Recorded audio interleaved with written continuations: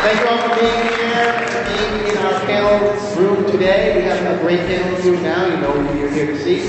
Just want to remind you, if you'd like Terracon, you like what we're doing here, let us know. Bring it back again next year. This kind of stuff. You guys having fun at Terracon this weekend?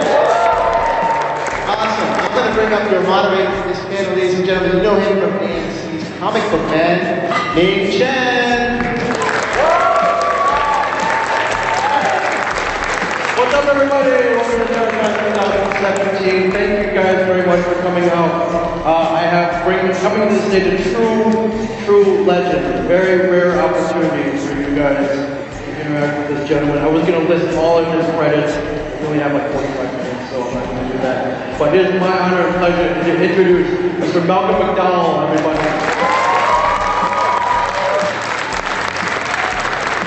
Welcome. We have the left and the right to the one, whichever one speaks to you. Please, yes, thank you. Great! Oh, how are we doing? Oh, you, I wish we had these chairs at our table. They were imported from some company called Cardinals.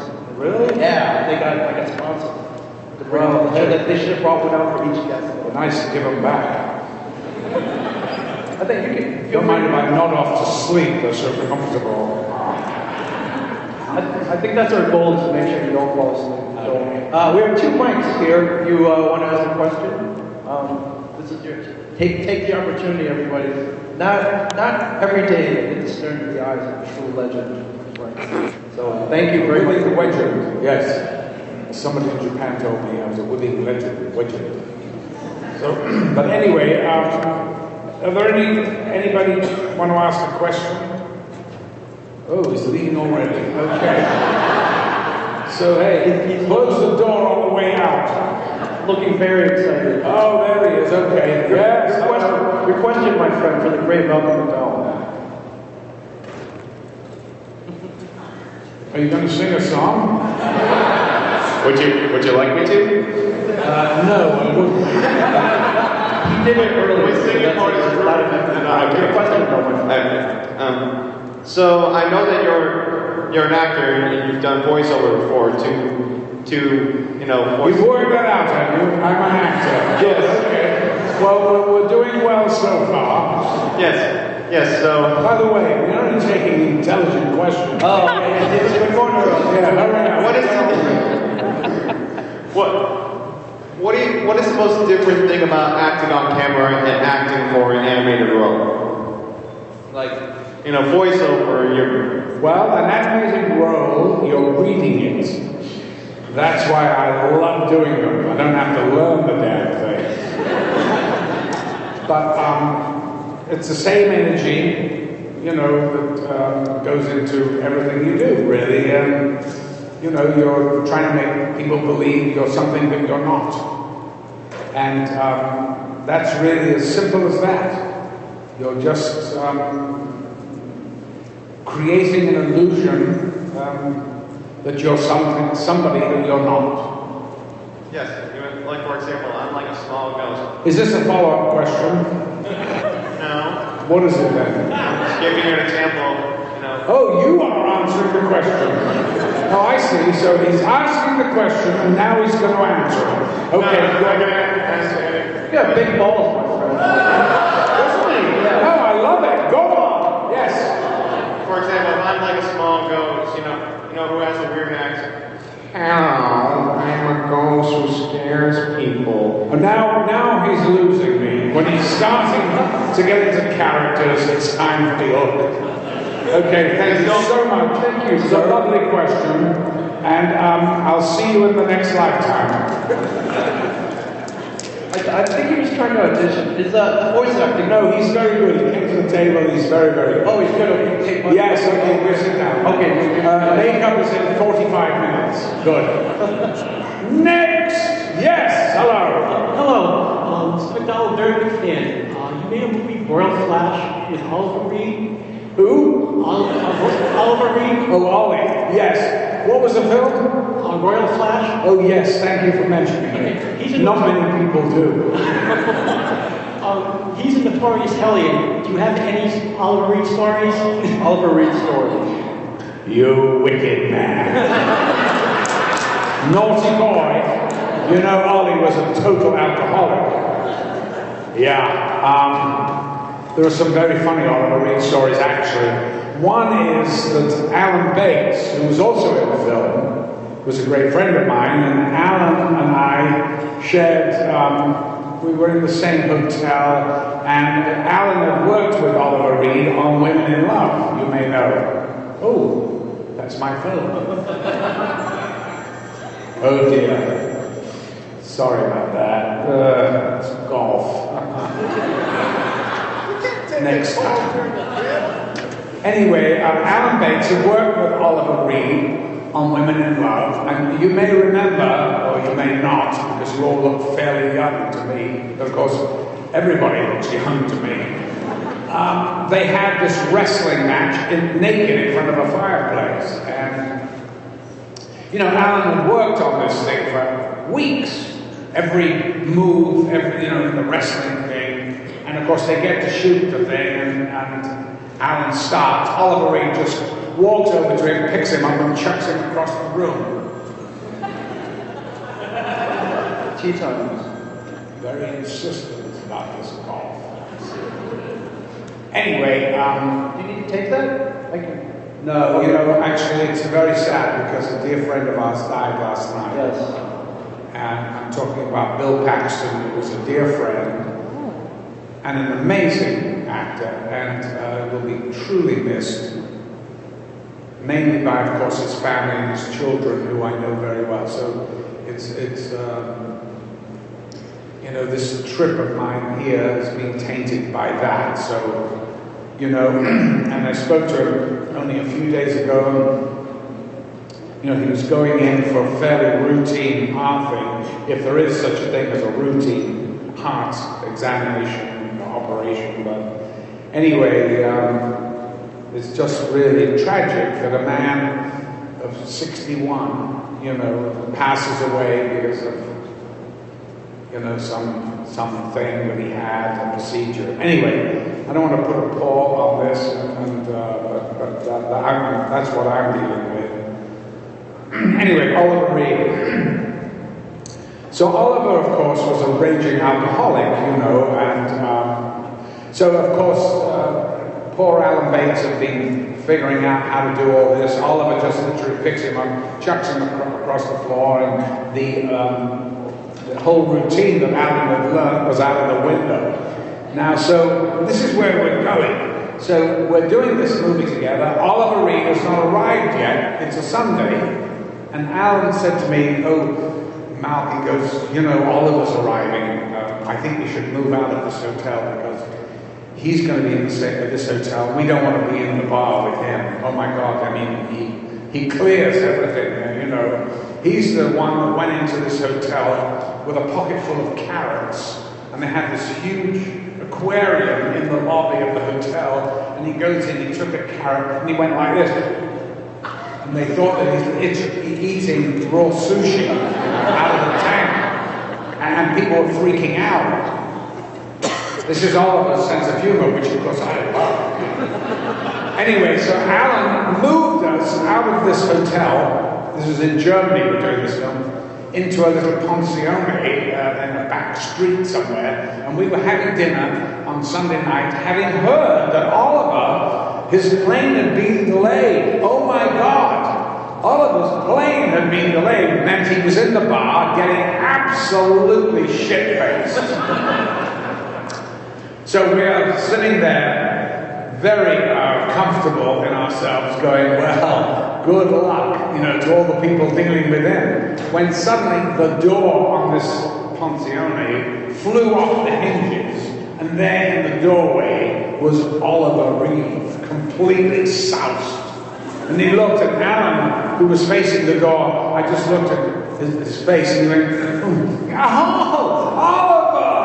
And of course I embraced and hugged, and Oliver came over to me, looked at me, and he went, I'm gonna kill you.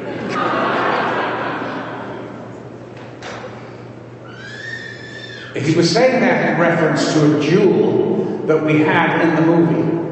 And Oliver was a crazy guy. I'm not going to tell him more Oliver stories, but I was very fond of him, and you know, the thing about Oliver, and about all alcoholics, actually, is that there's an arrested emotional development, which is very sad, because I think Oliver Reed could have been one of the great cinema actors.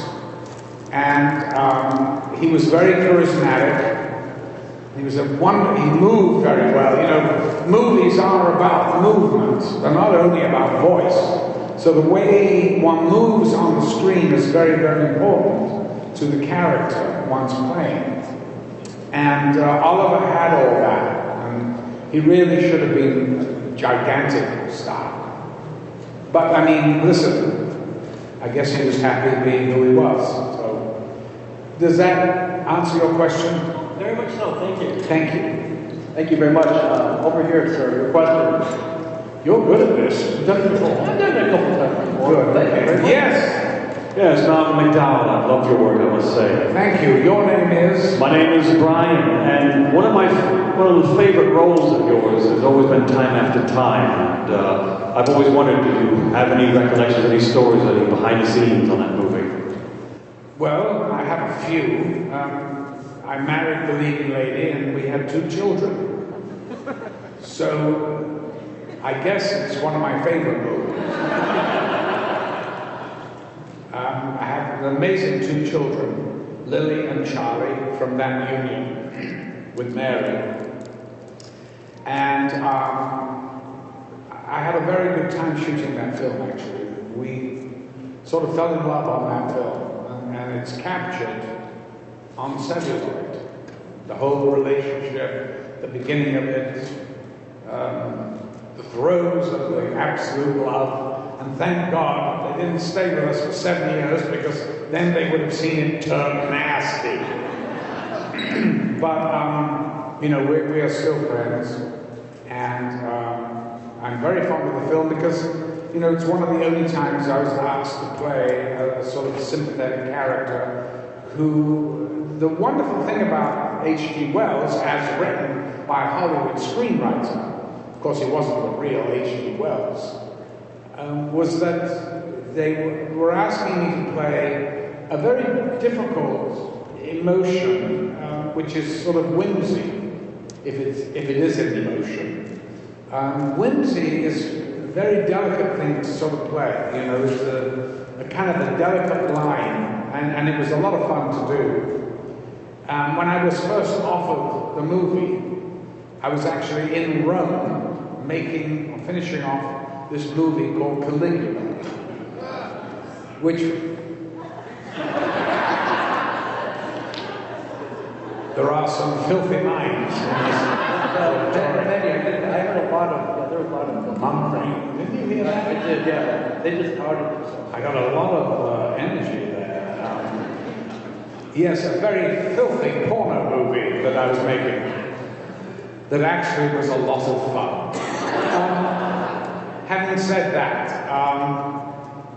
what was the question? H.G. Wells. I've got completely embedded now in Caligula and the porn. Oh, hello. You're late. Well, have you got a ticket? Maybe. Oh, good. Look at you. Hello.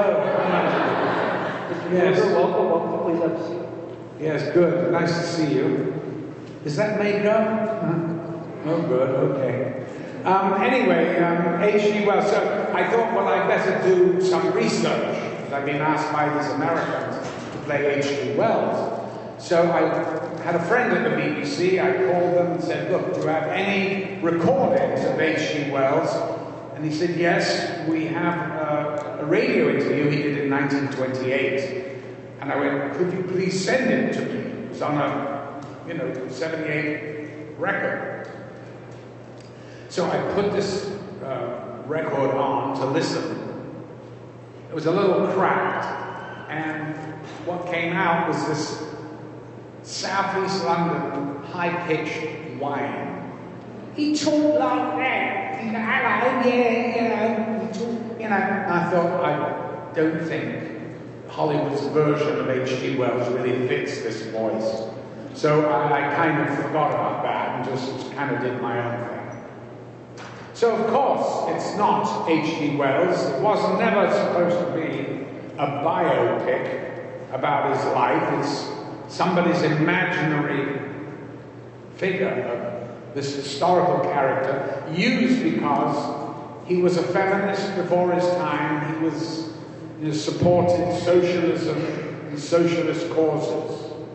And he was a remarkable man, no question about it. And he was England's answer to Jules Verne, and America's answer to them both was, of course, the great Ray Bradbury, who I knew quite well and was a friend of mine.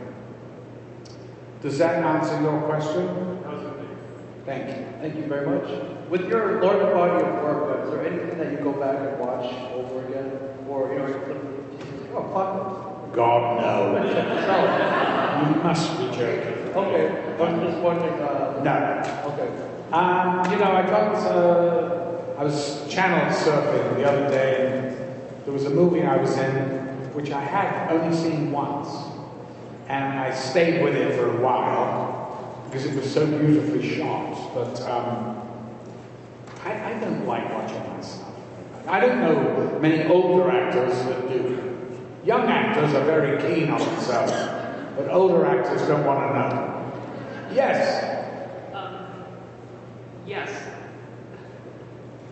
What's your name? Oh, Joe. So I'm Joe. By Can I call you Joe? Yes. Thank you. Carry on, Joe. Give us it. How does it feel to be identified with so many roles for so many generations? Like the ones I can think of off the top of my head are Alex from Clockwork Orange, Metallo in Superman. The One that would not jump to mind. Metallo in Superman was a cartoon that I went into a box and recorded like 10 minutes a week. It's not something that really I even remember. So you remember it maybe, but I don't. The things that I remember are the ones that took, a year of my life. Like Clockwork Orange, If, Oh Lucky Man. These are the great movies, and if you haven't seen If and Oh Lucky Man, I suggest you find them, not because of me, because they are great films by a very great filmmaker, Lindsay Anderson. Thank you, I will. Good man. Thank you, Joe. Thank you. Do it or else. I will. Very well, brother. Very well. Oh, well done. Thank you. Thank you. Can you talk about the importance of Lindsay Anderson's If, how that affected your life, how that did it change your life? If was my first movie, and so my life did a complete 360, or 180, whatever, from there to there. I was a young actor at that did repertory theatre, weekly rep, we call it, and then went to the Royal Shakespeare Company, which sounds highfalutin. In fact, it's not. Once you get in there, it's impossible to get out. You're trapped for life. And if you like working for the government, fine. Then go there for life. But I particularly, was an actor. I feel like I'm a gypsy. I don't know what I'm doing. I don't want to know what I'm doing in 3 months' time. It's exciting when you don't know. It's a little bit frightening too, because you think, I wonder if the phone is ever going to ring again. And I think every actor is the same way. But anyway, yeah. What was the question? Oh, how important was Lindsay Anderson? Oh, Lindsay Anderson, yes, thank you. This is what happens when you get a bit older. You start getting into things and the mind just wanders off. And then you wonder what the hell you're doing here. Anyway, so when I was this young actor, I went in to audition for this man. I had no idea what it was, except I was told by my agent it was about a school. So I got there, I was working at the Royal Court Theatre. I was doing a modern dress version of Twelfth Night, playing Sebastian. And if you know the play, you will know that Sebastian is probably the worst part written by the great William Shakespeare. It's so boring, it's not even funny. Anyway, I was so happy to do it because the Royal Court Theatre had a great reputation and every actor wanted to work there. And anyway, I went for this audition and met this man who turned out to be Lindsay Anderson, this great man. And I went onto the stage like this, and he talked to me and said, "What are you doing?" I told him a modern dress version of 12 Nights. He went, "Ugh, sounds awful." I said, "Well, it's not awful actually. It's actually quite exciting." He went, "Really? Who's directed it?" I told him. He went, "Oh God, he can't direct." And I went, well, I didn't like to admit it even to myself, but of course he was right. And then he was asking me, he was in the cast, and he started ragging on him. And then, so I started joining in, you know. I was going, yes, and the terrible people at the Royal Court are absolutely dreadful. They're so pretentious. He went, "Pretentious is a good word." I said, "Yes, it is." There was a sort of lull in the conversation, and then he said, "You do realize, of course, that I am a director of the Royal Court." I went, "No, I didn't know. And I suppose that I probably won't get this part, will I?" And he looked at me and he went, "Not necessarily." And of course I did get a part, which did change my life enormously because Stanley Kubrick saw the film and cast me as Alex in Clockwork Orange, which was a sort of phenomenal movie that is still being talked about 40 odd years later. And there you are. Yeah.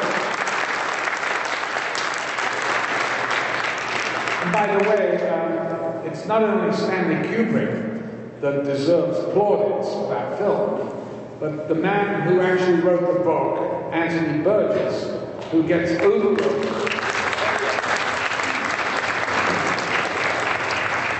But he is the genius behind it, and this year is the centenary of his birth. So I thought I'd just mention that. Good. Mr. McDowell, I'm honored to speak to you. My name is Mark. Thank you. My daughter Nicolette and her best friend Devin are here. They remember you probably from Halloween, which I thought was a masterpiece. It was great. And see when it always brings back the same memory to me. It's like, there's Alex. Because I always remember you from Clockwork Orange, which if anybody asks me what my favorite movie was, I always say that. When we were, teenagers, we memorized the words to the script, we played the act. It's like a cult thing, that. You too, right? I'm getting the same thing a little bit. Well, sorry about that, but that's a great blues singer called Billy Valentine. They're all calling about Bill. Anyway, sorry, I better switch it off. No, I didn't. Because I didn't think about it. No, never mind. Someone call him back. Okay. We're good. Yes, continue. Do you find people remember you from the later movies equally to the earlier movies? Because there's a lot of kids that, are coming up watching some of your later stuff, the Halloween and those things. Well, honestly, I'm amazed that young kids know Clockwork Orange. I'm amazed that this one over here does, because this here still has color. I mean, it's amazing really that, of course, Clockwork Orange, why does something like this last through the ages? I don't know the answer, and if I did, I'd be running a studio and be a billionaire. It was awesome. I think that's probably... It's awesome, but there are lots of awesome this, that, and the others that don't come together. I've read scripts that I've said, this is probably the best script I've ever read, and it's probably the worst film I've ever seen. So there is a magic that happens with that celluloid, or no more, the chip, through the lens, and what it is, it's chemistry, and there is no two projects are the same, and there are no formulas. The dialogue, the words you use, they're not American English. It's like you have to figure out what you were saying. And Yeah. we would use those sayings here because we figured it out. It's like, Well, that was to add to the brilliance, and this is Burgess, because it's his invention, this language. It's Burgess that has Alex, this rapist and murderer, and let's get it right, that's what he is. He has him love Beethoven. So a man who loves Beethoven can't be all bad, can he? Of course, Hitler loved Wagner and Richard Strauss, so I don't know. I don't know what the answer is. Why that film carries on through the years, you know. I'll tell you what, when we made it, I'll tell you from the making of it, which is very different to the watching of it. The making of it was, this is funny. This is so black, it's killing me. I'm laughing so hard. Inside, it's killing me. I'm just loving it. It's so black. I'm beating the shit out of a tramp. And, you know, all I'm doing is kicking some rubber thing. And, you know, he's singing, sing Cockle Hall in Dublin's fair city, where the girls are so pretty. And boom, boom, oh. And, oh my God, it's hilarious. oh, Basil, where's my snake? I mean, you know, so when it first came out, all the people were, and the press, the fake news. the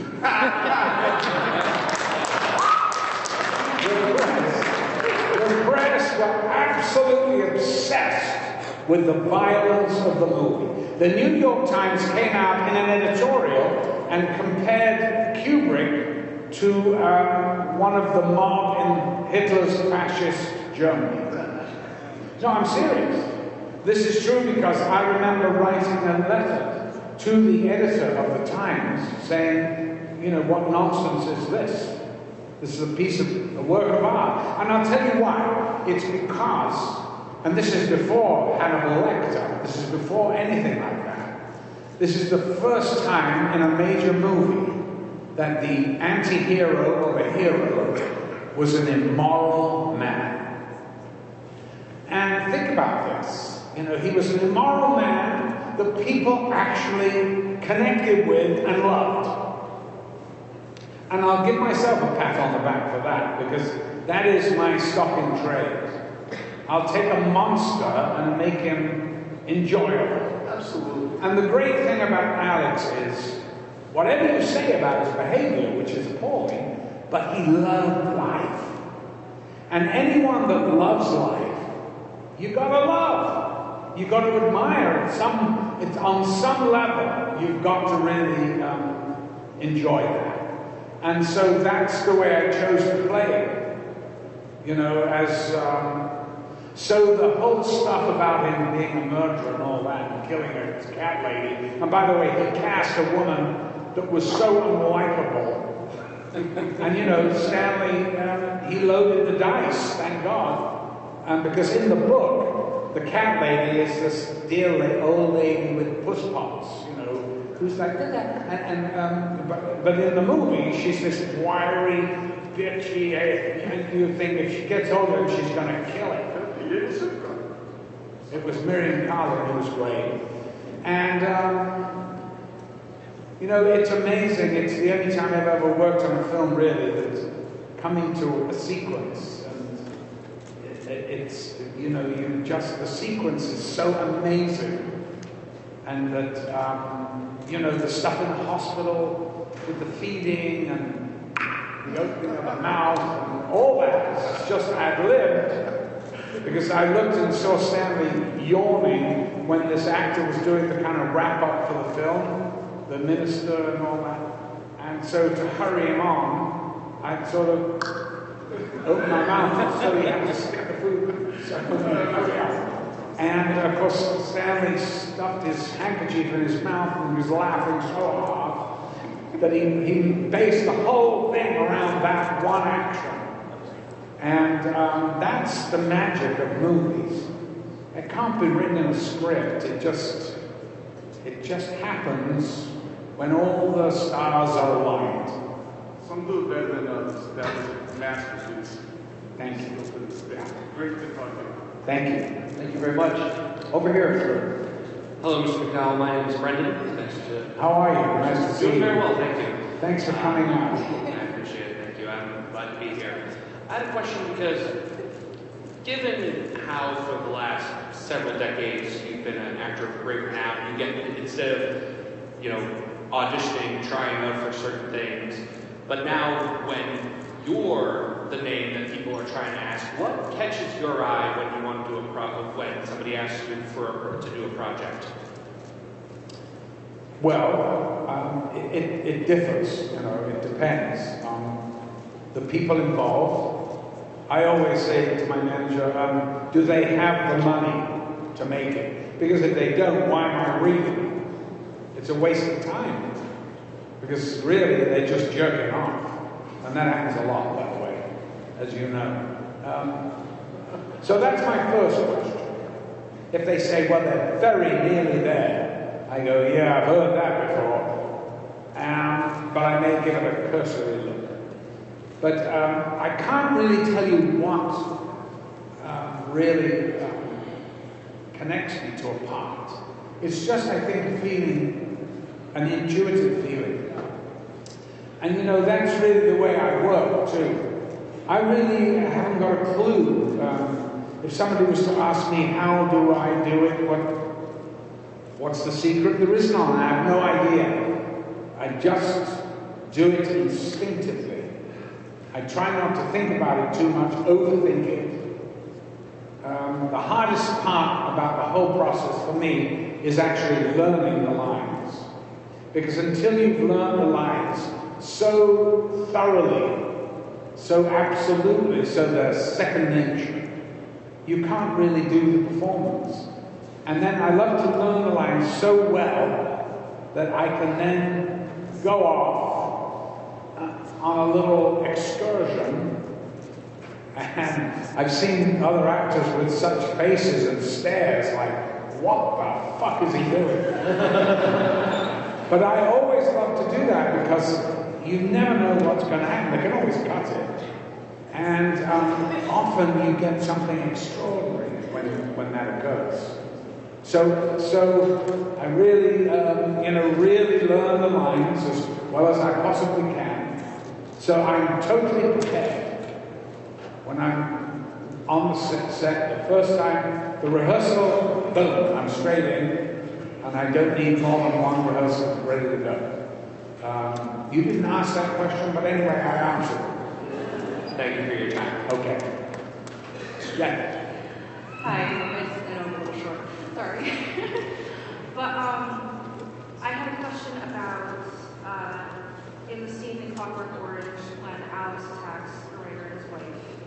I had heard that you singing in that scene was improvised. Yes. I was actually wondering what inspired you or provoked you to specifically sing that song in that scene. Well, that's a good question. And I'll answer it. Absolutely. Because it was instinct yet again. So that when we were trying to figure out, by the way, this was like pulling teeth, trying to figure out this sequence. Because we did it a couple of months after we'd been shooting, and Stanley's not quick. So we got at least 3 minutes of film after 2 weeks, 3 weeks. And, I knew that it was something extraordinary that I was working on. I didn't know how or what, but I knew the feeling was, oh my God, there's something happening here. So when we came to do this sequence, I'm supposed to rape her and then beat him up. And it's really the key scene in the whole movie. Because everything points to that, and then everything leads from that. So, written in the script, as such as it was that Alex and his gang come in, they feign entrance by banging on the door and saying there's been a terrible accident in the road or whatever. They get in, and then in the script, it was they throw these bottles of liquor through the window, and there was nothing in it, it was. And I said, Stanley, this is terrible. we can't do this. And he knew that he couldn't do that. So we sat there on that set in a house, outside of Orham Wood, which is where he lived. We sat there for 4 or 5 days. The camera did not turn over. And he kept changing the furniture. I'd see, as I drove up, I'd see, oh my God, furniture vans from Harrods. And because he was searching for a way. So literally, I'm sitting there like this. And I was glad of the rest, actually, because I was exhausted. But he came up to me and he just said to me, "Can you dance?" Now, I am not a dancer, but I leapt to my feet and immediately, because in my mind, when Alex is beating and doing one of these home invasions, he's euphoric. And what is the greatest Hollywood has shown us is euphoria? Isn't it? Singing in the Rain. I mean, Gene Kelly slapping down that street, swinging on that lamppost, which, by the way, is at Warner Brothers, and I swung on that lamppost, and the bloody thing fell over. Hollywood, man. I know, I'm showing off. Going, this is what happened. But, so I immediately went into Singing in the Rain. It just came out. And then on the beat, I would smack her, or boom, or kick, whatever it was, as a dance. It's a dance. And it's hilarious. Of course it's... And I looked at Stanley, and of course his face was like a child. And he grabbed hold of me, shoved me in his car, drove back to his house, called New York, or whatever it was, bought the rights to Singing in the Rain for $10,000. And so then we went back and had to then reconstitute what was happening. And I kept saying to anybody write this down? What did I do then? I couldn't remember, but we figured it out. And then that really made the whole movie, because it was sort of surreal. It wasn't naturalistic. That film is not naturalistic. So it is a certain style, which is what movies should be about. I'm not interested in making a documentary. I don't care what the characters had for breakfast or who their parents were. That's not my business. I don't care about it. So I am the least method person you'll ever meet. But to me, it's the illusion, it's the magic.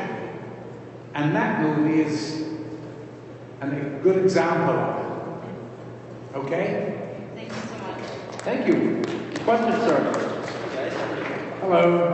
I'm still wearing that jacket you hate. Yeah, this jacket was bought, I believe, at a thrift store. He had the temerity to come over me to do an interview with that jacket on. But please, you have a question. Yes, I do. My question is... Just stand up. Yeah, no. I know it's disappearing. Yes. How has movie directors changed from the 1970s to now? Like, take, for example, Rob Zombie's directing style compared to Stanley Kubrick's. Well, they're all younger. I don't know. What makes a good director? I don't know. There's no job description of a director. A director is somebody who has a vision, who wants to tell a story or whatever in a succinct way and put it on screen. And how they do that, it can differ totally. Some are nurturing, like Lindsay Anderson was coaxing, nurturing a beautiful man, incredible relationship, and a great partnership. And then others like Stanley, who could care less, where it came from. Just do it. That's why I hired you. But that's fine too, because that means, when he said that to me, he gave me a great gift.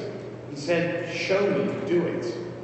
And of course I didn't realize it immediately, but I did later on. Rob Zombie is just a really nice guy, you know. He looks like Charles Manson, but he is the sweetest guy. It's like Tyler Mane. He looks like some horrendous killer. He's a big pussycat, and if he gets on my nerves, I bitch slap him. And, you know, he's one of the sweetest guys. It's crazy. And they put him in this thing, and he's Michael Myers. By the way, a funny one. I had my young kids, we were going trick-or-treating, and we came to this house where in the front picture window was Michael Myers, like this, with a big knife. And I went up with my kids like this, and I saw this guy in the window. I knocked on the window, I went, get back into the hospital. The guy looked down, freaked out, Dr. Loomis had arrived. By the way, how good of a doctor is this guy? He's had this one patient for 17 years. He must have killed how many? 100 people in that town. And this guy calls himself a doctor? By the way, I love the jacket. I'm glad you got the tie to match. For you guys, that's right. Yeah, you look great. It looks good on you. Doesn't it? It looks good on you. I'm glad you were able to save some money on your cars. Yeah. Well done, Amy. Thank you. Got time for one last question, my friend. Make it great. Only one, sorry. No problem. Let me ask you a question. My name is Maliki. It's an honor to talk Good to see you. Nice to meet you too. What do you think of the state of Hollywood now in storytelling? For example, we talked a lot about Clockwork Orange. I don't think that film would have been made right now. I mean, I don't know if Stanley Kubrick would be a No. medium director right now. Well, I think you're right. Pretty much all the films I did early on in my career would never be made today. And that is actually a good thing. Because a lot of the stuff that's made today is crap. Now, isn't that just like any old guy would say? But it breaks my heart. And it's true. But the truth is, I've seen some good movies this year. I loved Arrival. So tonight we will see, you know, with the Academy Award, do me a favor. But it's such a funny game. I mean, seriously, how serious are we to be giving awards, you know, for best film? Best film. I mean, these films, what? One is about, you know, the arrival of aliens, and the other's a musical. I mean, how can you compare these movies? It's insane. It's just the game of money, money, money, money. And the Oscar, of course, perpetuates that because they want to get as many idiots like me and you watching it. And this boring show that goes on for 3.5 hours. And you're going, is anyone going to tell a joke? If I see any more fake tears, I'm done.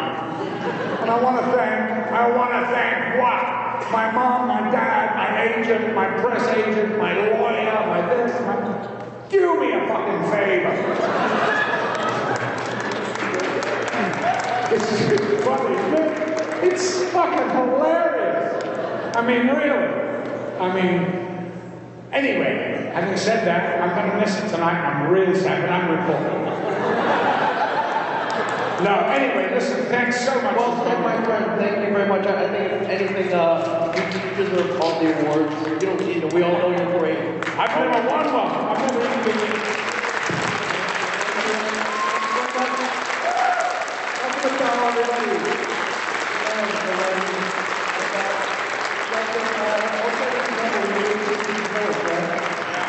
If you haven't seen Mozart in the Jungle, check it out. It's really, I think, some of the most fun stuff I've done in my whole career. A comedy about an orchestra. Sex, drugs, and classical music. What could be better than that? With Malcolm McDowell. Thank you, sir. Thank you very much. Thank you, guys. Thank you for coming out. Without joy,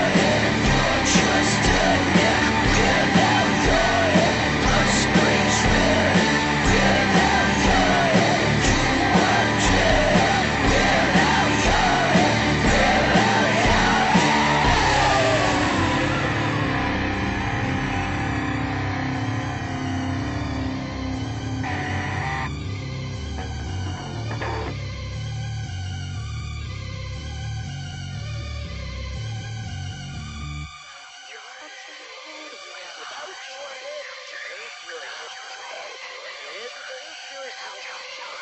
without your head,